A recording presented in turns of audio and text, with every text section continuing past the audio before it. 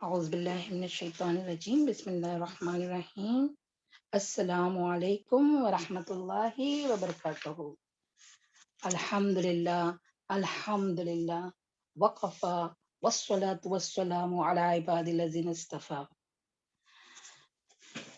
الحمد للہ ہم لوگ یہ سیشن میں ابھی مکی دور کا نیرلی 10واں سال آ گیا ہے. الحمد للہ 10واں سال. ہاں، اور ہم نے لاسٹ ویک اللہم صلی علی محمد وعلی محمد کما صلیت علی ابراہیم وعلی ابراہیم انک حمید مجید اللہم بارک علی محمد وعلی محمد کما بارکت علی ابراہیم وعلی آل ابراہیم انک حمید مجید.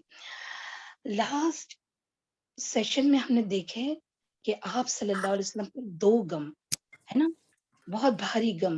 کس کا؟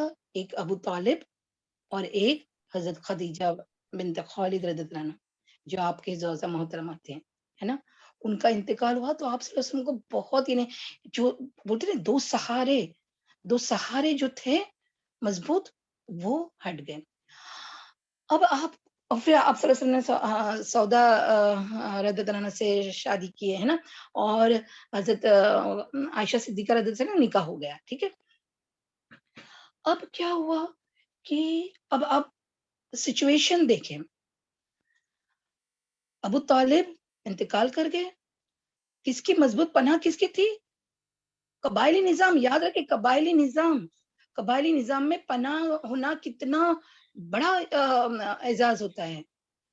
تو اس ابھی دیکھو، ایک سوسائٹی میں اگر ہم رہے ہیں تو وہاں پر ابھی سپوز میں میرے گاؤں میں جا رہی ہوں، تو میں میرے گاؤں میں بھلے میں اگر بہت پڑھی لکھی ہوں یا کچھ بھی ہو، میں دین کا سکھا رہی ہوں، وہاں دین نہیں مان رہے ہیں، تھوڑا ہی مانتے ہیں، لیکن مجھے ان کے طور طریقے پر تو رہنا پڑے گا نا. میں ہٹ نہیں سکتی، سوسائٹی سے ہٹ نہیں سکتی. وہاں پر رہنے کے لیے مجھے اس کے طور طریقے معلوم ہونا چاہیے. صحیح ہے. تو اسی وجہ سے اب جب رسول اللہ صلی اللہ علیہ وسلم کے سامنے سے ابو طالب کا پناہ ہٹ گئی تو قبائلی نظام کے حساب سے ان کو کس نے پناہ دی؟ ابو لہب نے. یہ بات یاد رکھنا، ابو لہب نے پناہ دیا. حالانکہ دشمن اسلام، آپ صلی اللہ علیہ وسلم کا دشمن، لیکن کیونکہ اپنا ایک گھرانہ تھا، اپنا ایک قبائلی نظام تھا، اس وجہ سے پناہ دی. کس نے؟ ابو لہب. لیکن کچھ ہی دن، اب ایک تو پہلے تو دشمن، کچھ ہی دن ہوئے تھے، کچھ تقریباً کہتے ہیں کہ حضرت خدیجہ رضی اللہ عنہ کے انتقال کے بعد تقریباً 2 ہفتہ بس. ارے ابو طالب کے بھی، ہاں، کیونکہ وہ تو 3 دن کا ہی فاصلہ ہے نا. تو ابو لہب کو ابو جہل اور دوسرے مشرکین مکہ نے کیا کیا؟ چڑھانا شروع کر دیا. کیا چڑھائے پتہ ہے آپ کو؟ کہ ارے دیکھو، تم نے اب دیکھا نہیں کہ محمد کو اس کے چچا ابو طالب نے اتنے بچپن سے پالا، اتنا پروٹیکشن دیا، اتنی پناہ دی، لیکن کیا ہوا؟ آخر تو اس کا انجام جہنم ہے. تو تم یعنی جہنم ہی ہوا نا. مطلب وہ بات ان لوگ کو برابر دھیان رہا. تمہارا کیا فائدہ؟ تمہارا پناہ دے کے کیا فائدہ؟ کچھ نہیں فائدہ ہونے والا ہے. تو یہ جب ایک دم آئی تو ابو لہب نے 15 دن کے اندر اپنی پناہ ہٹا لی. اب تم لوگ کو سمجھ میں آئے گا، جسے اب بک پہ آ جائے تو دیکھو وہ پھر اب یعنی سمجھ میں آتا ہے کہ آپ صلی اللہ علیہ وسلم نے طائف کا قصد کیوں کیا. حالانکہ یہ تو اللہ تعالیٰ کا اذن تھا، بالکل اذن تھا، لیکن حالات اس وجہ سے ایسے پیدا ہو گئے کہ مکہ میں رہنا، مکہ میں پناہ کے بغیر رہنا بہت مشکل ہو گیا تھا. تو دیکھیں اب اپنے کتاب کے حساب سے ہم انشاءاللہ بات کریں گے کہ اب سیناریو آپ سمجھتے جائیں، ہاں، کہ کیوں طائف، کیونکہ کہتے ہیں نا کہ مکہ اچھا تھا تو طائف کو کیوں جانا تھا. طائف بھی مکہ سے کم ابھی ہم آپ کو انشاءاللہ یہ بتائیں گے میپ. ہاں، انشاءاللہ. ٹھیک ہے, تو پہلے ہم اپنی کتاب میں آ جاتے ہیں. اعوذ باللہ من الشیطان الرجیم, بسم اللہ الرحمن الرحیم. رب اشرح لی صدری ویسر لی امری واحلل عقدۃ من لسانی یفقہوا قولی. اب یہاں پر دیکھیں کہ ان حالات میں جو میں نے ابھی حالات آپ کو بیان کی نا, جو سارا سینیریو, ان حالات میں کیا کیا اپنی پروٹیکشن کے لیے ان حالات میں نبی اکرم صلی اللہ علیہ وسلم نے طائف کا قصد فرمایا کہ ممکن ہے وہاں کے لوگ آپ صلی اللہ علیہ وسلم کی دعوت قبول کر لے یا آپ صلی اللہ علیہ وسلم کو پناہ دے, انڈر لائن کر بیٹا, پناہ دے اور آپ کی مدد کرے. اب ایسا ہوتا ہے نا کہ چلو یہاں پر تو اتنا کوئی مان نہیں رہا ہے, حالانکہ اسلام تو پھیل رہا تھا, لیکن مشرکین مکہ جو سردارانہ تھے نا وہ نہیں لا رہے تھے.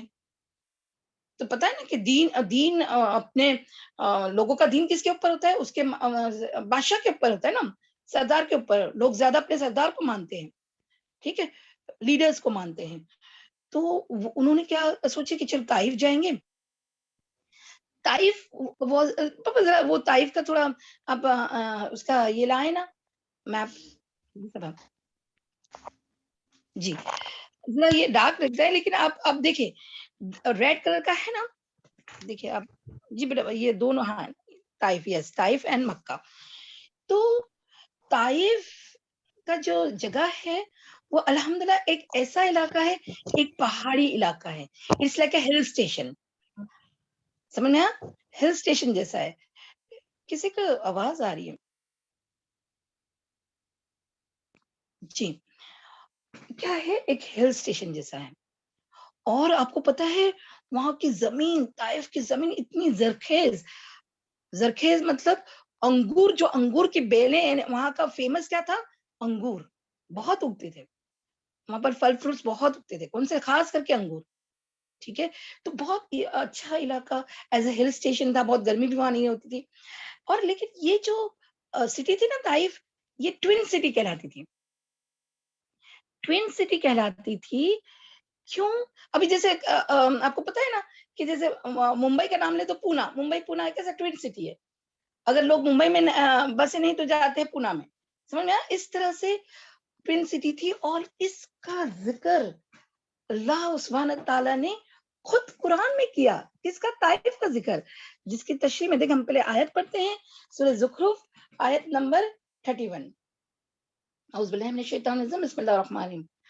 وقالوا لولا نزل هذا القرآن على رجل من القريتين عظيم.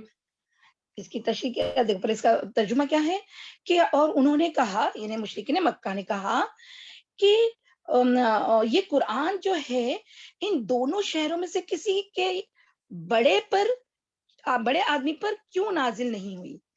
تو اس کی تشریح میں آتا ہے کہ یہ بات خاص کر کے ولید بن مغیرہ نے کہی تھی, خاص کر کے. مشرکین مکہ بھی کہتے تھے, خاص کر کے وہ کیا کہتے تھے کہ جیسے اللہ سبحانہ تعالیٰ نے آپ صلی اللہ علیہ وسلم کو کیوں چنا قرآن کے لیے.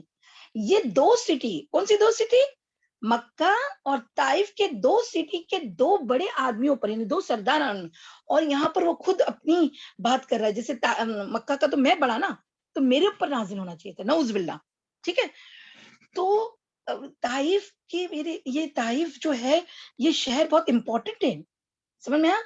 تو کیا ہوا کہ قرآن میں تو یہ آ گیا نا بات, کہ لوگ بول رہے تھے کہ یہ دو سٹی میں سے ان کے دو سردار آنوں پہ کیوں نہیں. اور طائف کے سردار کا جو یہ تھا وہ ثقیف کے تھے. ابھی اب انڈر لائن کرنا, وہ نام امپورٹنٹ ہے, ٹھیک ہے, وہاں کے وہ سردار تھے. تو یعنی وہ کیا سمجھتے کہ یہ دو سرداروں کے اوپر کیوں نہیں قرآن نازل ہوا. میری بات سمجھ میں آئی.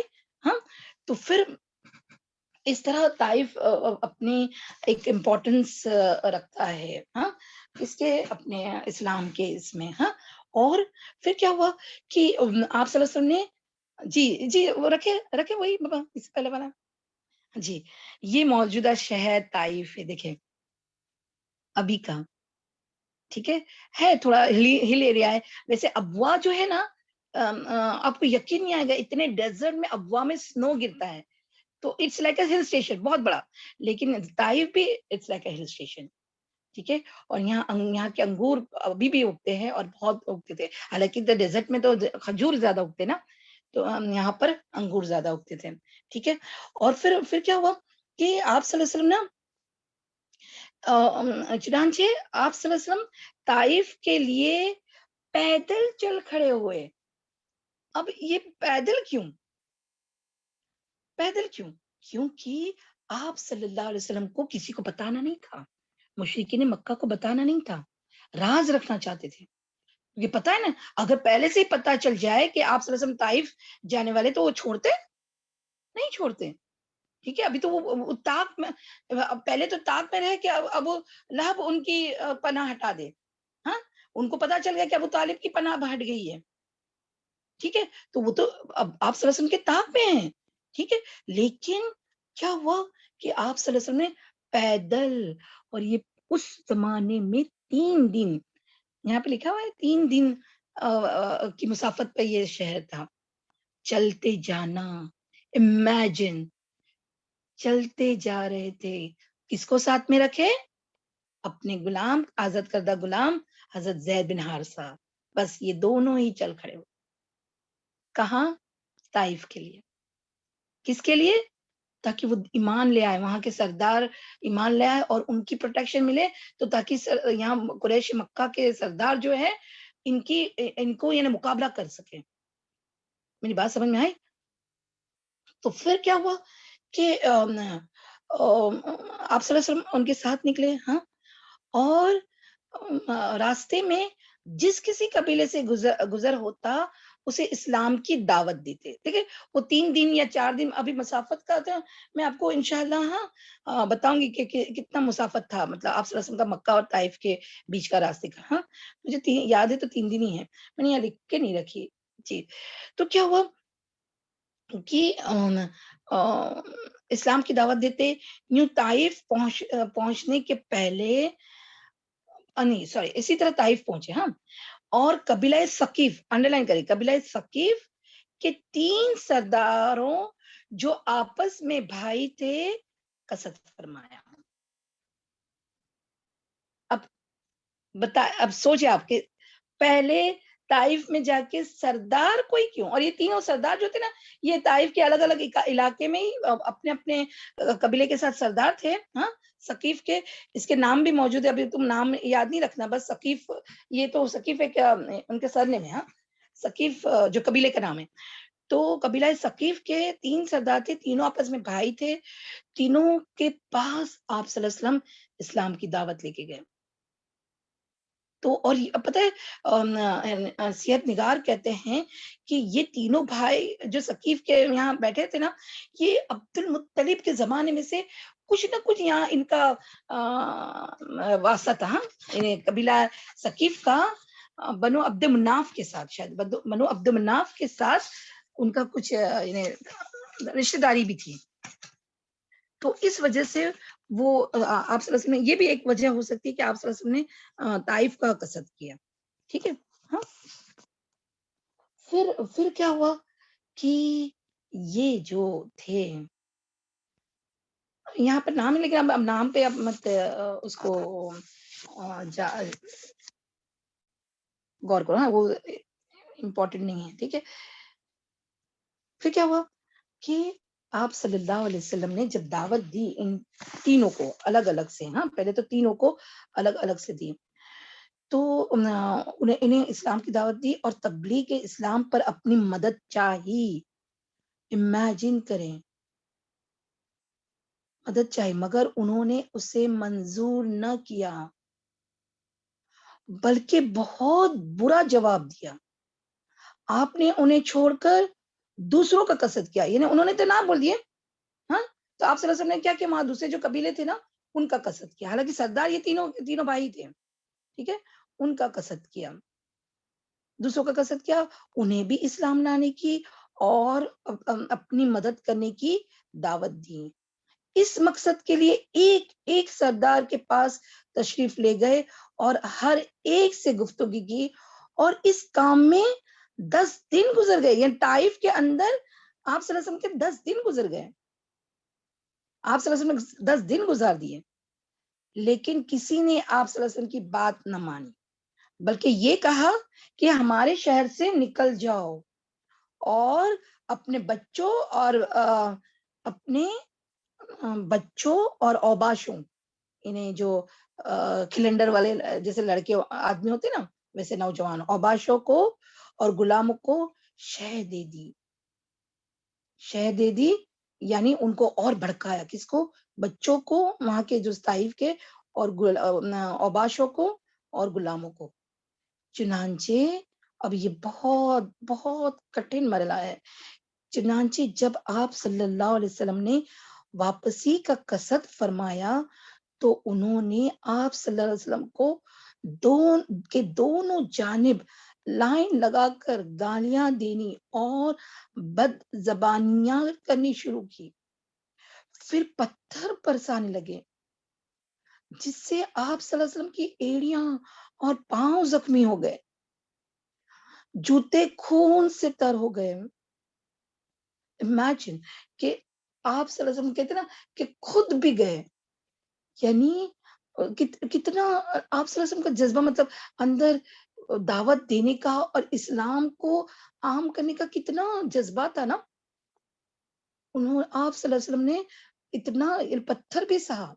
اور اب کہتے ہیں کہ زید بن حارثہ رضی اللہ عنہ جو آپ کو بچا رہے تھے، وہ پروٹیکشن دے رہے تھے آپ صلی اللہ علیہ وسلم کو۔ اب امیجن کر، یہ سین امیجن کر ہی نہیں سکتے۔ آپ نے اگر میسج فلم دیکھی ہوگی تو اس میں یہ سین تھوڑا سا بتاتے ہیں۔ تو زخمی کون ہوا؟ حارثہ، زید بن حارثہ بھی ہوئے، کتنا پروٹیکشن کر سکتے، پتھر مارا جاتا رہا تو وہ بچا رہے تھے، ان کے سر پر بھی کئی زخم آئے، اور حماقت کا یہ سلسلہ یہاں تک جاری رہا کہ آپ صلی اللہ علیہ وسلم کو اتبا اور شیبہ فرزدان ربیہ کے ایک باغ میں پناہ لینی پڑی۔ جلدی سے ایک باغ نظر آیا، وہ کس کا تھا؟ ربیہ کا، اور اس کے بیٹے کون تھے؟ اتبا اور شیبہ۔ اب یہ جو دو بات آپ غور سے یاد رکھنا، کیونکہ یہ بدر کے موقع پر بھی آپ کو بہت مطلب یہ نام آئیں گے، ہاں، اور اتبا اور شیبہ یہ دونوں کیا تھے؟ بیٹے تھے، کس کے؟ ربیہ کے۔ ان کے باغ میں آپ صلی اللہ علیہ وسلم نے کیا کیا؟ پناہ لینی پڑی۔ یہ باغ طائف سے 3 میل کے فاصلے پر واقع تھا۔ جب آپ صلی اللہ علیہ وسلم اس باغ میں داخل ہوئے تو بھیڑ واپس چلی گئی، یعنی کیونکہ کسی پرائیویٹ انسان کا باغ تھا نا، تو وہ بھیڑ کیا ہوئی؟ وہاں سے نکل گئی، اور آپ صلی اللہ علیہ وسلم اندر جا کے ایک جھاڑ کے نیچے آرام فرما ہوئے۔ نبی اکرم صلی اللہ علیہ وسلم باغ کے اندر ایک دیوار سے ٹیک لگا کر انگور کی ایک بیل کے سائے میں بیٹھ گئے۔ جو کچھ پیش آیا تھا اس سے دل فگار تھے، چنانچہ آپ نے ایک رکت انگیز دعا فرمائی، یعنی آپ دل کی حالت آپ صلی اللہ علیہ وسلم کی اور آپ صلی اللہ علیہ وسلم کے اندر کی جو جذبات کس طرح ہوں گے ہم امیجن بھی نہیں کر سکتے، لیکن یہ جو دعا ہے نا، اس سے آپ صلی اللہ علیہ وسلم کے اندر کی کیفیت کو بیان کرتی ہے۔ اور یہ دعا ہے کیا ہوئے؟ مستضعفین کے نام سے مشہور ہوئی، اور یہ دعا ہم نے آپ کو سکھائے تھے لیکن بائی ہارٹ نہیں ہوئی تھی، پر یہ ہماری دعا ہو چکی ہے۔ ہم دعا پڑھتے ہیں، آپ اس دعا کے بعد بہت غور سے اس کی دعا بھی سنیں اور اس کے بعد اس کا معنی بھی دیکھیں۔ اعوذ باللہ من الشیطان الرجیم، بسم اللہ الرحمن الرحیم۔ اللہم الیک اشکو ضعف قوتی وقلت حیلتی وحوانی علی الناس یا ارحم الراحمین انت رب المستضعفین انت رب المستضعفین انت رب المستضعفین وانت ربی ربی الی من تکیلنی، یہ ایک سوال ہے. وانت ربی الی من تکیلنی الی بعید یتجہمنی ام الی عدو ملکتہ عمری ان لم یکن بک علی غضب فلا عبالی ولكن عافيتك هي أوسع لي أعوذ بنور وجهك الذي أشرقت له الظلمات وصلح عليه أمر الدنيا والآخرة من أن ينزل من بي غضبك أو يحل علي سخطك لقد عتب حتى ترضى ولا حول ولا قوة إلا بك. بارہا الہی، یا الہی، میں تجھ سے اپنی کمزوری و بے بسی اور لوگوں کے نزدیک اپنی بے قدری کا شکوہ کرتا ہوں. یا رحم الراحمین، تو کمزوروں کا رب ہے. کیا ہے؟ تو کمزوروں کا رب ہے. یا رحم الراحمین، تو کمزوروں کا رب ہے اور تو ہی میرا بھی رب ہے. تو مجھے کس کے حوالے کر رہا ہے؟ کیا کسی بیگانے کے جو میرے ساتھ تندیر سے پیش آئے، یا کسی دشمن کے جس کو تو نے میرے معاملے کا مالک بنا دیا ہے؟ اگر مجھ پر تیرا غضب نہیں ہے تو کوئی پرواہ نہیں، لیکن تیری عافیت میرے لیے زیادہ کشادہ ہے. میں تیرے چہرے کے اس نور کی پناہ چاہتا ہوں جس سے تاریکیاں روشن ہو گئیں اور جس پر دنیا اور آخرت کے معاملات درست ہوئے، کہ تو مجھ پر اپنا غضب نازل کرے یا تیرا عتاب مجھ پر وارد ہو. تیری رضا مطلوب ہے یہاں تک کہ تو خوش ہو جائے، اور تیرے بغیر کوئی زور اور طاقت نہیں. لا حول ولا قوت الا باللہ. سارے مسئلے کا حل کیا؟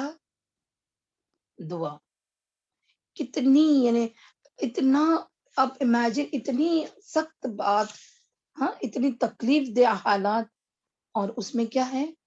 دعائیں مستضعفین. یعنی یہ ہمارے لیے بھی، یعنی ایک، جب ہم کو بھی اللہ نہ کرے کبھی کبھی نا اپنے خاندان میں ایسا وقت آتا ہے کہ انسان ایک دم بے بس مجبور ہو جاتا ہے، نہ اس کو کسی کی مطلب تائید ہوتی ہے، اکیلا پڑ جاتا ہے. میں عام حالات کی بات کریں، اللہ نہ کرے کسی پہ ایسے حالات آئے، تو لیکن یہ دعائے مستضعفین بہت کارگر ہے. آپ نے اس کا معنی دیکھے نا، کتنا مطلب، یعنی اپنی بے بسی کا اللہ تعالیٰ کے آگے بیان کرنا ہے کہ میں تو بے بس ہوں، یا اللہ تیری جو کچھ تو دے گا، تو کشادہ کرے گا، تیرا غضب کے علاوہ تیری رضا ہوگی تو ہم ایسے سچویشن کو ہینڈل کر سکتے. اب امیجن کریں نا کہ آپ صلی اللہ علیہ وسلم نے بھی یہ دعا مانگی، حالانکہ اللہ تعالیٰ کی تو تائید ہمیشہ آپ صلی اللہ علیہ وسلم کے ساتھ ہوتی تھی، ہے نا؟ صحیح ہے نا؟ لیکن یہ حالات، ایسے حالات قیامت تک اگر انسان کو پیش آئے تو یاد دیکھو، کٹھن حالات آئے تو ہمیں جھٹ سے اب کیا ہوگا؟ اب ہمیں جھٹ سے طائف کے معاملہ یاد آ جائے گا کہ طائف میں پتھر کھائے تو ہم تو کیا ہے، ہم تو کس بولتے ہیں نا، کس کھیت کی مولی ہے ہم، ہے نا؟ تو کہنے کا مطلب ہے کہ سخت سے سخت بات ہو گئی تھی، سخت سے سخت حالات تھے طائف میں، لیکن دعا ایک بہت کارگر ہوئی. دعا سے بہت تاثیر ملی، تسلی ملتی ہے نا. دعا تو مومن کا ہتھیار ہے نا؟ صحیح ہے نا؟ تو اللہ نہ کرے ہمیں کسی ایسی مشکلات کا سامنا کرنا پڑے، لیکن بس ہمیں بھی دعائیں مستضعفین یاد رکھنا. ہاں ٹھیک ہے، چلے اب آگے بڑھتے ہیں. ادھر آپ صلی اللہ علیہ وسلم کو ربیہ کے بیٹوں نے اس حالت میں دیکھا، وہی عتبہ اور شیبہ، یاد ہے نا؟ ہاں، اتبا اور شیبہ کو دیکھا، ٹھیک ہے، تو ان دونوں کو ترس آ گیا اور اپنے لیے ہاتھ اور اپنے ایک عیسائی غلام عداس، یہ نام یاد رکھنا، عداس کے ہاتھ انگور کا خوشہ بھیج دیا۔ نبی اکرم صلی اللہ علیہ وسلم نے جب وہ عداس لے کے آیا، ہاں، اور جیسے ہی آپ صلی اللہ علیہ وسلم کے پاس دینے لگا تو آپ صلی اللہ علیہ وسلم نے اس کو بسم اللہ کہہ کر لینے کے لیے ہاتھ بڑھایا اور کھایا۔ اس پر عداس، کیونکہ نصرانی تھا نا، یاد نا، عیسائی تھا، وہ کرسچن تھا، ہاں، اس لیے اس پر عداس نے کہا اس علاقے کے لوگ تو یہ کلمہ نہیں بولتے۔ نبی اکرم صلی اللہ علیہ وسلم فرمایا تم کس علاقے سے ہو اور تمہارا دین کیا ہے؟ عداس نے کہا نصرانی ہوں، یعنی کرسچن ہوں۔ اور کیا ہے، کوئی بتائے گا یہ کیا ہے؟ نینوا نینوا کا ہاں باشندہ ہوں، جی، نینوا کا باشندہ۔ نینوا کا باشندہ ہوں۔ اور نینوا یہ ایک لکھے وہاں پر آپ لوگ کہ عراق کا ایک علاقہ ہے، عراق میں ہے، ہاں، نینوا کا باشندہ ہوں۔ آپ صلی اللہ علیہ وسلم فرمایا او مرد صالح یونس بن متا کی بستی کے، یعنی یونس علیہ السلام وہ بستی میں آ چکے تھے، سمجھ میں آیا؟ اور تو اس نے ایک دم سرپرائز ہو گیا، اس نے کہا آپ کو کیا معلوم یونس بن متا کون ہے؟ دیکھیں خالی یونس علیہ السلام بھی نہیں، یونس بن متا، کیونکہ وہاں یعنی یہ نام اور کسی کو نہیں معلوم تھا، جو اس دن میں تھے انہیں کو معلوم تھا، ٹھیک ہے، یونس بن متا، ہاں۔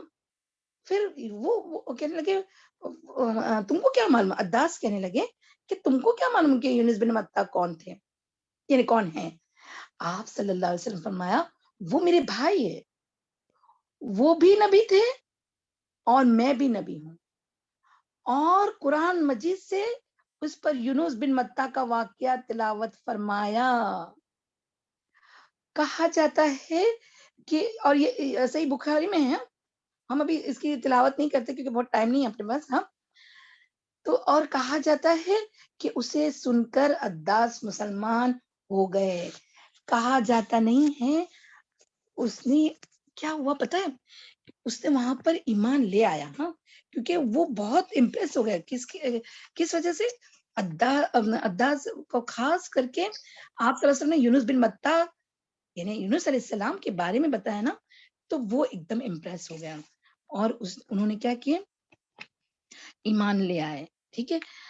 اب یہ جو تھے نا، اب یہاں پر آگے اس کی تفصیل زیادہ نہیں ہے، لیکن بابا ذرا دوسرا فوٹو نکالا جو مسجد مینارے کے ساتھ نا، وہ مسجد بتاؤ ذرا، وہ فوٹو لاؤ نا، ہاں۔ ابھی دیکھیں یہ جو اوپر والی ہے نا، اب غور سے دیکھیں، یہ طائف کے راستے میں مسجد عداس، ٹھیک ہے، یہاں پر ان کی یاد میں مسجد بنائی گئی، یعنی وہ ایک یاد رہنے کے لیے ابھی بھی ہے، ہاں۔ اور یہ جو دوسری مسجد ہے نا، یہ عبداللہ بن عباس رضی اللہ عنہ، جو کس کے، حضرت عباس رضی اللہ عنہ کے بیٹے، ان کی یہ مسجد، ان کے نام سے یہ مسجد ہے، ٹھیک ہے۔ اب خالی اب آپ کو میں شارٹ میں بتا دیتی ہوں، کیا یہ عبداللہ بن عباس رضی اللہ عنہ کے نام سے مشہور مسجد ہے، ابھی بھی ہے طائف کے راستے میں، ٹھیک ہے۔ تو یہاں پر کہتے ہیں کہ عبداللہ بن عباس جو تھے وہ جنگ طائف کے دیکھو طائف کا ہوا نا جنگ، کس کے زمانے میں، ابو بکر صدیق رضی اللہ عنہ کے زمانے میں، جو دیکھو لوگ نہ کہتے تھے، ابھی آئے گا آگے انشاءاللہ کہ وہ لوگ زکات دینے سے منع کر رہے تھے، تو جنگ طائف بھی ہوئی نا، تو تب وہ پھر وہ کیا حضرت عباس رضی اللہ عنہ وہیں رہ گئے، اور یہاں ان کے یہ مسجد جو ہے نا حضرت عباس کے نام کی، جو عبداللہ بن عباس کے، یہاں ان سے دور ان کی قبر مبارک بھی ہیں، اور اس کے سامنے بالکل جو طائف میں شہید ہوئے نا، وہ سارے صحابہ کی قبر مبارک ہیں، ہاں۔ اور یہ عداس کی جو ہے نا، اب تھوڑا سا اس پہ بات کریں گے، اس میں بھی ہے اپنے رحیق مختوم میں بھی ہے یہ قصہ، ہاں، اور جو ایٹلس ہوتے ہیں نا سیرت النبی میں، اس میں بھی ہے. ہاں، تو کیا ہوا کہ جب آپ صلی اللہ علیہ وسلم نے کہا نا کہ یہ جو وہ میرا بھائی ہے اور وہ میری طرح وہ بھی نبی تھے، تو یہ سن کر عداس جھکا اور اس نے آپ صلی اللہ علیہ وسلم کے سر مبارک اور ہاتھ پاؤں کو بوسا دیا، یعنی اس کا مطلب ایمان لے آئے. ہاں، اتبا اور شیبہ نے یہ دیکھا تو ایک دوسرے سے کہا اس نے تیرے غلام کو خراب کر دیا. ٹھیک ہے، یعنی ایک دوسرے سے کہہ رہے کہ یہ چلو یہ اب یہ غلام بھی کیا ہو گیا، مسلمان ہو گیا، جیسے اسلام لے آیا، دین سے بے دین ہو گیا. اور کہتے ہیں کہ یہ ربیہ ہے نا، یہ بھی آپ صلی اللہ علیہ وسلم کے کوئی مطلب دور کے اس سے قبیلے سے ان کا بھی رشتہ تھا. ہاں، ٹھیک ہے. تو پھر کیا ہوا کہ اتبا اور شیبہ نے کیا کیا، کہنے لگے کہ اس نے تیرے غلام کو خراب کر دیا. جب عداس واپس آیا تو وہ دونوں کہنے لگے عداس تم پر افسوس ہے، تم نے اس کے سر اور اس کے ہاتھ پاؤں کو کیوں بوسا دیا؟ اس نے جواب دیا میرے آقا، یعنی کیونکہ وہ غلام تھے نا، کہنے لگے میرے آقا روئے زمین پر ان سے بہتر کوئی آدمی نہیں، انہوں نے مجھے وہ بات بتائی ہے جس کو نبی کے سوا کوئی نہیں جانتا. وہ دونوں بولے عداس تم پر افسوس ہے، دیکھنا کہیں یہ تم کو تمہارے دین سے برگشتہ نہ کر دیں، تمہارا دین اس کے دین سے بہتر ہے. دیکھیں ان کو پتا تھا کہ عیسائی ہے. ہاں، اور چڑھانے کے لیے کیا کہہ رہے، تمہارے دین سے وہ تمہارا دین جو ہے عیسائیت، وہ اس دین سے بہتر ہے. لیکن عداس ٹس سے مس نہیں ہوئے، وہ انہوں نے ایمان لائے. اور انہی کے بارے میں آتا ہے کہ جو سیرت نگار ہے واقدی آپ نام کبھی سنیں گے. ہاں، انہوں نے جنگ بدر کا واقعہ بیان کیا ہے اپنی بک میں. ہاں، اپنی بک اصابتا میں. تو اس میں وہ بیان کرتے کہ حکیم بن حزام کہتے ہیں کہ عداس سنیت البیداء پر بیٹھا تھا. ہاں، یعنی بدر کے وقت. دیکھو آپ کو یاد ہوگا، ایک ہے جہاں پر سنیت الوداع ہوتا ہے اور ایک ہے سنیت البیداء جہاں سے ایک اینڈ ہوتا ہے. جیسے اپنا کیسے ایک شہر کا اسٹاپ رہتا ہے اور اسٹاپ سے پھر آگے بس جاتی تو پھر ہم کوئی اور شہر میں جاتے ہیں، اس طرح سے وہ بھی تھا. تو وہاں بیٹھا تھا کون، عداس. ہاں، عداس رضی اللہ عنہ، اور لوگ اس کے پاس سے گزر رہے تھے. جب اس نے اتبا اور شیبہ کو دیکھا تو ان کے پاؤں پکڑ کر ان کو منت سماعت کرتے ہوئے بولا اللہ کی قسم وہ اللہ کے سچے رسول ہے. یعنی یہ بدر کے وقت کی بات ہے، واقعہ بدر کے وقت کی بات. سچے رسول ہے اور تم اپنی قتل گاہ کی طرف جا رہے ہو. اس نے پہلے اپنا یعنی ایک یہ بتا دیا تھا، ایک پیشن گوئی جیسا کہ دیکھو تم بدر کی لڑائی میں نہیں جانا، وہ تمہاری قتل گاہ کی طرف جا رہے ہو. لیکن وہ دونوں اپنے ارادے سے باز نہ آئے. عداس رضی اللہ عنہ کے پاس سے اوس بن شیبہ گزرا، اسے روتے ہوئے دیکھا. یعنی کون، عداس رو رہے تھے. ہم اسے روتے ہوئے دیکھا تو پوچھا تجھے کس چیز نے رلایا ہے؟ وہ کہنے لگا مجھے میرے اور اس وادی کے سرداروں نے رلایا ہے، وہ اللہ کے رسول صلی اللہ علیہ وسلم سے لڑنے کے لیے نکلے ہیں. اوس بولا کیا وہ اللہ کے رسول ہے؟ عداس رضی اللہ عنہ کے جسم پر کپ کپی طاری ہو گئی، ان کے رونگٹے کھڑے ہو گئے اور وہ روتے ہوئے کہنے لگے اللہ کی قسم وہ تمام لوگوں کے لیے رسول ہیں. یہ جو مسجد عداس جو ہے، یہ مسجد اس جگہ واقع ہے جہاں نبی کرم صلی اللہ علیہ وسلم نے طائف کے اوباشوں کے ہاتھوں زخموں سے چور ہونے کے بعد فرزندانہ ربیہ کے باغ کی دیوار کے ساتھ پناہ لی تھی. یہ جو سیرت نگار جو وہاں پر گئے تھے نا، تو انہوں نے وہ مسجد میں نا ایک چٹائی بھی دیکھی. تو کہتے ہیں کہ مسجد کے صحن میں ایک چٹائی پڑی تھی. یہ مقام عین وہ جگہ ہے جہاں پر نبی کرم یہ مسجد میں جی نبی کرم صلی اللہ علیہ وسلم تشریف فرما ہوئے تھے، اور یہ چٹائی علامت کے طور پر یہاں مستقل رکھ دی گئی ہے. ٹھیک ہے، تو سچی یعنی بولتے ابھی ہم کوئی سیرت نگار کہتے کہ طائف کیا ہے، طائف کے لیے کیوں قصد کرنا، طائف کے لیے کیوں جانا. تو جی تھوڑا سا بس. تو اب طائف کی اہمیت ہمارے اسلام میں کیا. ہاں، تو سیرت نگار کہتے ہیں سچی بات یہ ہے کہ مسجد عداس کی زیارت کا نام ہی طائف ہے. ٹھیک ہے چلے مسجد اذان ہو رہی ہے. ہاں تو ہم تھوڑا سا بریک لیتے ہیں. جی جی ٹھیک ہے.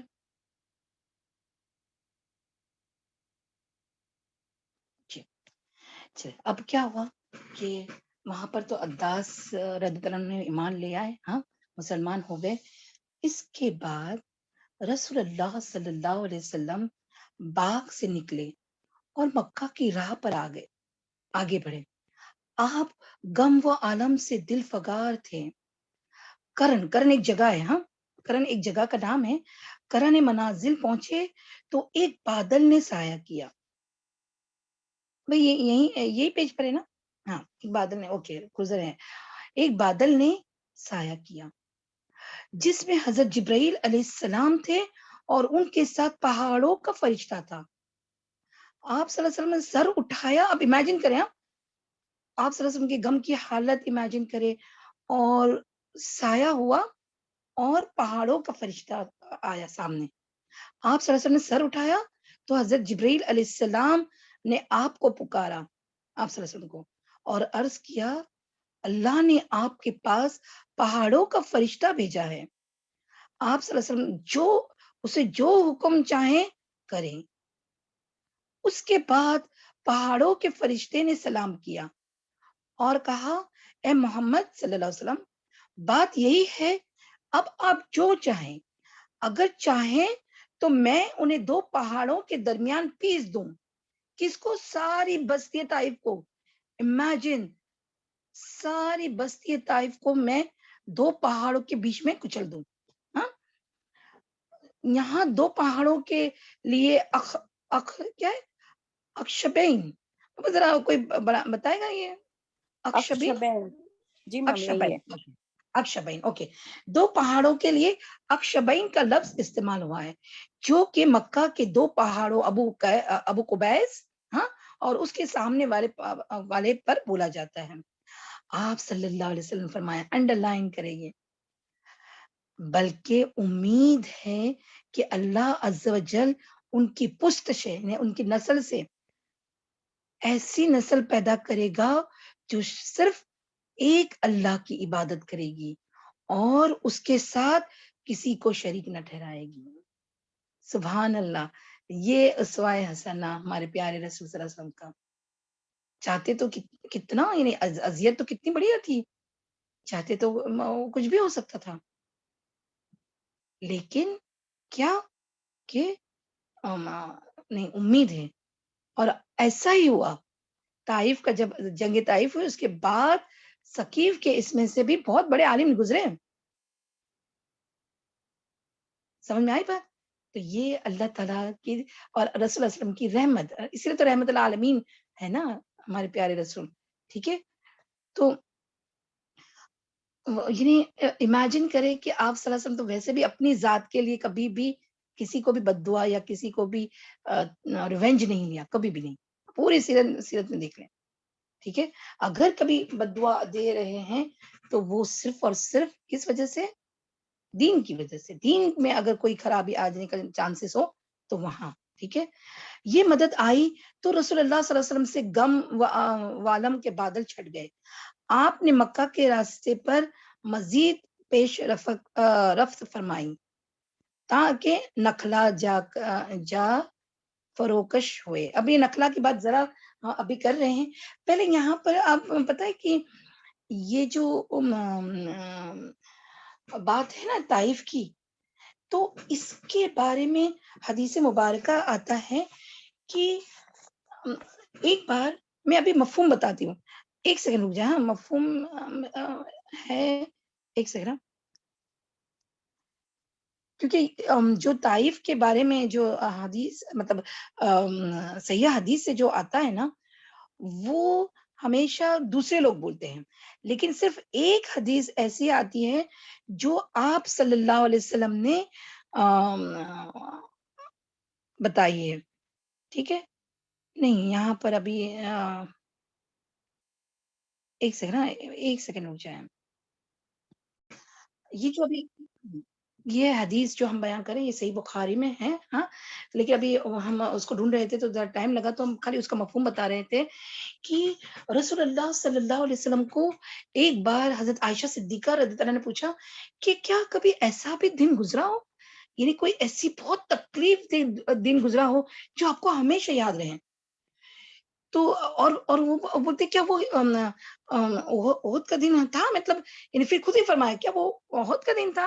حضرت عائشہ صدیقہ رضی اللہ عنہا فرماتی ہے کیونکہ انہوں نے یہ تو سیرت میں زیادہ تھے نہیں نا، مطلب مکہ کے میں تو 3 سال کے تھے اور نکاح ہو گیا تھا نا، تو ان کو طائف کا اتنا پتہ نہیں تھا، لیکن وہ اپنی گمان سے کہہ رہے تھے کہ شاید احد کا، کیونکہ احد میں یاد ہے نا پتھر اب آپ صلی اللہ علیہ وسلم کے چہرے مبارک پر لگا، تو ان کو لگا کہ وہ شاید بہت بڑا دن، غم کا دن تھا آپ صلی اللہ علیہ وسلم کے لیے، لیکن نہیں، آپ صلی اللہ علیہ وسلم نے کہا نہیں، وہ نہیں، طائف کا دن، جو طائف کا دن تھا وہ بڑا غم گسار تھا، لیکن انہوں نے دیکھو آپ صلی اللہ علیہ وسلم نے ایسی یعنی وہ حدیث کا مفہوم انشاءاللہ نیکسٹ ٹائم پہ ہم وہ حدیث پوری پڑھ کے سنائیں گے، مفہوم میں یہ آتا ہے کہ آپ صلی اللہ علیہ وسلم نے یہ نہیں کہا کہ بہت تکلیف دہ دن تھا میرے کو ایسا ہوا، ایسا نہیں، خالی اتنا کہا کہ وہ تکلیف دیتی تھی جس میں میری مدد میرے رب العزت نے بہت کی تھی، ایسا فرمایا، دیکھیں پازیٹیو،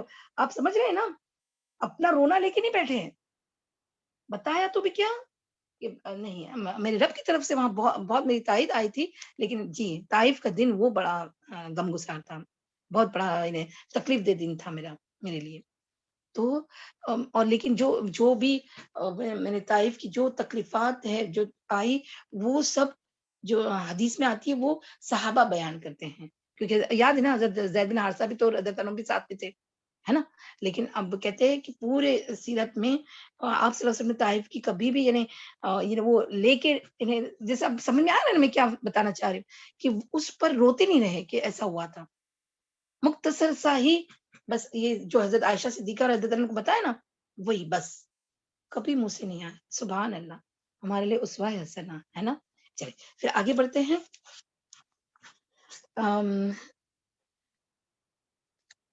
پھر کیا ہوا کہ آپ صلی اللہ علیہ وسلم آئے اور نخلا ایک وادی کا نام ہے، ابھی ہم آپ کو اس میں بتائیں گے، ہاں میپ میں، ٹھیک ہے، نخلا آئے، ہاں، اور اور وہیں چند دن قیام فرمایا، اس دوران اللہ نے آپ صلی اللہ علیہ وسلم کے پاس جنوں کی جماعت بھیجی، اس وقت آپ اپنے ساتھیوں کے ساتھ فجر کی نماز پڑھ رہے تھے، اس جماعت نے قرآن سنا اور جب قرآن کی تلاوت ختم ہو گئی تو یہ اپنی قوم کے پاس عذاب الہی سے ڈرانے والی ڈرانے والی بن کر واپس گئی، ہے نا، کیا ہے عذاب الہی سے ڈرانے والی بن کر واپس گئی، کیونکہ یہ ایمان لا چکی تھی، یعنی یہ جن ایمان لا چکے تھے، لیکن رسول اللہ صلی اللہ علیہ وسلم سے اس سے متعلق کچھ علم نہ ہوا، یہاں تک کہ اس کے بارے میں قرآن نازل ہوا اور چند آیتیں سورہ احقاف کی اور چند آیتیں سورہ جن کی نازل ہوئی، چلے سورہ احقاف کی تو آیتیں بہت بڑی ہیں، ہم خالی سورہ جن کی ایک آیت آپ کو پڑھ کے سناتے ہیں، ہم اعوذ باللہ من الشیطان الرجیم، بسم اللہ الرحمن الرحیم، یہ پہلی آیت ہے، پہلی 2 آیت ہے سورہ جن، قل اوحی الی انہ استمع نفر من الجن فقالوا إنا سمعنا قرآنا عجبا يهدي إلى الرشد فآمنا به ولن نشرك بربنا أحدا، ٹھیک ہے، آپ کہہ دیں، اس کا ترجمہ ہے آپ کہہ دیں میری طرف یہ وحی کی گئی ہے کہ جنوں کی ایک جماعت نے قرآن سنا اور باہم کہا کہ ہم نے ایک عجیب قرآن سنا ہے جو راہ راست کی طرف رہنمائی کرتا ہے، ہم اس پر ایمان لائے ہیں اور ہم اپنے رب کے ساتھ کسی کو ہرگز شریک نہیں کر سکتے، ٹھیک ہے، اور یہ آیت 15 آیت تک جاتا ہے، لیکن سورہ جن کی چند آیتیں نازل ہوئی، تو دیکھیے آپ کو پتا ہے نا کہ جن اچھے بھی ہوتے ہیں، جن برے بھی ہوتے ہیں، ٹھیک ہے, یعنی مسلمان بھی اور مشرک بھی. چلے آگے مجھے یہ بس یہ ختم کرنا ہے. ہاں جلدی جلدی کرتے ہیں. چلیں پھر کیا ہوا کہ چند روز بعد رسول اللہ صلی اللہ علیہ وسلم نخلا سے نکل کر, یعنی وہاں قیام کیا. ہاں قیام کیا, اور چند روز بعد نخلا وادی کا نام ہے. اور خالی وہ تھوڑا لے آئے نا بیٹا میپ, جو لاسٹ والا میپ تھا نا وہ نظر آ رہا جی. نخلا سے نکل کر مکہ روانہ ہوئے. اس کے بعد ہاں دیکھیں یہاں پر یہ اس پہ دیکھیں کہ یہ وہ جو نام ہے نا صاحب, کیا ایک تو نام آیا صاحبین جو اب آیا تھا نا عراق کا, جو ہاں کیا کسی سین کیا ہے یہ میم نصیبین دکھ رہا ہے. نصیبین, اچھا ہاں وہی جو نصبین ہے نا, ایسا کچھ ہے. اوکے, تو وہی جو ہم نے کہا تھا نا کہ عراق کی طرف کا ایک علاقہ ہے, وہاں سے لے کر جن کہاں تک آئے, مکہ نبی, یہ مکہ مکرمہ کے ایک وادی نخلا کی طرف, وہاں سے آئے تھے وہ. ہاں ٹھیک ہے نا. اور انہوں نے قرآن سنا اور ایمان لے آئے, لیکن اس وقت آپ صلی اللہ علیہ وسلم کو نہیں پتا چلا. پر آپ صلی اللہ علیہ وسلم تلاوت جب سورہ جن اور سورہ کاف کی چند تلاوت میں آپ صلی اللہ علیہ وسلم کو یہ خبر دی گئی کہ جنوں نے بھی ایمان لے آئے. ٹھیک ہے, تو جن اچھے بھی ہوتے ہیں, ایمان والے بھی ہوتے ہیں, ابھی بھی جن ایمان والے بھی ہوتے ہیں اور مشرک بھی ہوتے ہیں. اور جو شرک والے جو ہوتے ہیں نا, وہ شیطان کی ٹولیوں میں ہوتے ہیں. ٹھیک ہے, چلے اب وہ تو جن کی ایک ٹاپک نکالیں تو بہت لمبی جائیں گی. چلے ہم کو یہ فنش کرنا ہے. اوکے, چند روز بعد رسول اللہ صلی اللہ علیہ وسلم نخلا سے نکل کر مکہ روانہ ہوئے. آپ صلی اللہ علیہ وسلم کو اللہ کی طرف سے کشادگی و فراخی کی امید تھی, اور قریش کی طرف سے شر اور گرفت کا اندیشہ تھا. یعنی آپ صلی اللہ علیہ وسلم کو اندیشہ تھا کہ میں جب انٹر کروں گا مکہ میں تو ان کا شر تو مجھے لگے گا. کس کا؟ مکہ والوں کا, قریش سرداران مکہ یا مشرکین مکہ. ہاں اس لیے آپ صلی اللہ علیہ وسلم نے احتیاط پسند کی. اب احتیاط کی تدبیر آپ صلی اللہ علیہ وسلم اختیار کر رہے. قبائلی نظام, اب امیجن کریں, میں نے آپ کو پہلے بھی بتایا تھا, پناہ ہٹ گئی ہے. کس کی؟ ابو طالب کی بھی ہٹ گئی, ابو لہب کی بھی ہٹ گئی. کوئی پناہ بھی آپ صلی اللہ علیہ وسلم کے پاس ہے نہیں قبیلے میں, اپنے قبیلے کے اندر رہنے کے لیے. ہاں ٹھیک ہے, قبائلی نظام. اوکے, تو پھر کیا ہوا, آپ صلی اللہ علیہ وسلم نے احتیاط پسند کی. چنانچہ مکہ کے قریب پہنچ کر ہرا بھی ایک علاقہ ہے, ہرا میں ٹھہر گئے, اور اخنس بن شریک کے پاس ایک آدمی بھیجا. سب سے پہلے اخنس بن شریک کے پاس, یہ نام آپ اتنا یاد نہیں رکھیں گے تو چلے گا. ہاں اخنس بن شریک کے پاس ایک آدمی بھیجا کہ وہ آپ کو پناہ دے دے, مگر اس نے معذرت کی کہ وہ حلیف ہے اور حلیف پناہ نہیں دے سکتا. یعنی جو دوسرے اس کا حلیف ہے, جو مشرکین مکہ جو مخالفت والے تھے نا, ان کا حلیف ہوں, تو میں نہیں دے سکتا پناہ. ہاں شریک کہتا ہے. ٹھیک ہے, پھر آپ صلی اللہ علیہ وسلم نے سہل بن عمرو جو آگے ایمان لاتے ہیں, سہل بن عمرو رضی اللہ عنہ کے پاس بھی یہی پیغام بھیجا. ابھی تو وہ ایمان نہیں لائے, مگر اس نے بھی یہ کہہ کر معذرت کر دی کہ اس کا تعلق بنی عامر بن لوائی سے ہے, اور ان کی پناہ بنو کعب بن لوائی پر لاگو نہیں ہوتی. دیکھیں سب قبائل اپنے اپنے اپنے جو رولز اینڈ ریگولیشن ہے نا, اس پر چل رہے ہیں. ٹھیک ہے, تو قبائلی نظام پر ہی چل رہے ہیں. تو بولتے میں نہیں دے سکتا کیونکہ کعب بن لوائی اور عامر بن لوائی بس دونوں حلیف ایک دوسرے کے حریف ہوں گے, مطلب دشمن ہوں گے, اس وجہ سے ہاں لاگو نہیں ہوتی. اب آپ صلی اللہ علیہ وسلم نے متم بن عدی, اب یہ انڈر لائن کریں, اور متم بن عدی پہلے بھی ہم نے یہ نام بولا تھا. کب یہ انسان کام آیا تھا بتاؤ, کوئی بتائے گا فٹافٹ؟ میم صحیفہ چاک کرتے وقت نا. ہاں, اور اس سے اور ایک اچھا کام کیا تھا, گندم متم بن پہنچایا عدی. تھا میم اس میں. ہاں گندم جی غلہ پہنچایا تھا جی, غلہ وہی پہنچایا متم تھا. بن عدی. ٹھیک ہے, جی ویری گڈ, اللہم بارک لکم فی علمکم. چلے پھر کیا ہوا, متم بن عدی کے پاس پیغام بھیجا. متم کا دادا, اب متم دیکھیے ابھی یہاں قرابت داری نکل آ رہی ہے. متم کے دادا نوفل بن عبد مناف نبی اکرم صلی اللہ علیہ وسلم کے جد اعلی مطلب فو فادرز ہاشم بن عبد مناف کا بھائی تھا. یعنی وہاں سے وہ جو نسب نامہ میں آتا ہے نا, وہاں ایک جڑ رہا تھا ان کا تعلقات. ہاں قریبی یعنی رشتے داری کی تعلقات. ٹھیک ہے. عبد مناف کا بھائی تھا اور عبد مناف قبیلہ قریش کے سب سے معزز شاخ تھی, ایک برانچ تھی نا. چنانچہ متم نے جواب میں ہاں کہی اور خود اس نے اور اس کے بیٹوں نے ہتھیار بند ہو کر رسول اللہ صلی اللہ علیہ وسلم کو بلوا بھیجا. آپ صلی اللہ علیہ وسلم تشریف لائے. دیکھیں آپ صلی اللہ علیہ وسلم کے آجو باجو دونوں اس کے بیٹے ہتھیار لیے ہوئے, باڈی گارڈز, پناہ دے کر آپ صلی اللہ علیہ وسلم کو مکہ میں داخل کیے. ٹھیک ہے. تشریف لائے اور مسجد حرام میں داخل ہو کر پہلے خانہ کعبہ کا طواف کیا اور 2 رکعت نماز پڑھی, پھر اپنے گھر تشریف لے گئے. اس دوران متم بن عدی اور اس کی اولاد نے مسلح ہو کر رسول اللہ صلی اللہ علیہ وسلم کو اپنے گھیرے میں لیے رکھا اور متم نے قریش میں اعلان کیا کہ اس نے محمد صلی اللہ علیہ وسلم کو پناہ دے رکھی ہے اور قریش نے اس کے اس پناہ کو منظور کیا. سبحان اللہ. سبحان ربک رب العزت عما یصفون وسلام علی المرسلین والحمد للہ رب العالمین وآخر دعوانا ان الحمد للہ رب العالمین سبحانک اللہم وبحمدک نشہد ان لا الہ الا انت نستغفرک ونتوب الیک. السلام علیکم ورحمۃ اللہ وبرکاتہ.